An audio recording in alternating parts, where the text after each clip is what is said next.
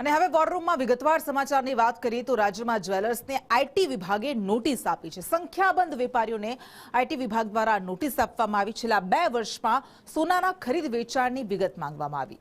Gold dealer એસોસિએશનના પ્રમુખે સંદેશ ન્યૂઝ સાથે વાતચીત કરી।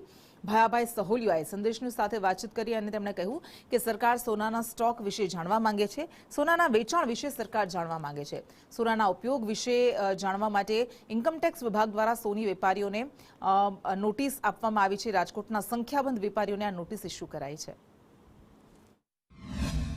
કે ભાઈ 2 વર્ષની અંદર ઇન્ડિયાની અંદર જે ગોલ્ડ ઇમ્પોર્ટ થયું છે, લીગલી ઇમ્પોર્ટ, આજે મોટા વેપારીએ બેંક થ્રુ મગાવ્યું ઇન્ડિયામાં, પછી એ રાજકોટ આપે, મુંબઈ આપે, દિલ્હી આપે કે ગમે ત્યાં આપે, એમ કે ભાઈ એક મોટા વેપારીએ બીજા વેપારીને આપ્યું કે ભાઈ 100 કિલો સોનું મગાવ્યું, એમાં 15 કિલો રાજકોટમાં આપ્યું, અથવા તો બીજા અન્ય રાજ્યની અંદર આપ્યું, અથવા તો અન્ય ગામની અંદર આપ્યું, તો એ વેપારીએ પછી કોને વેચ્યું?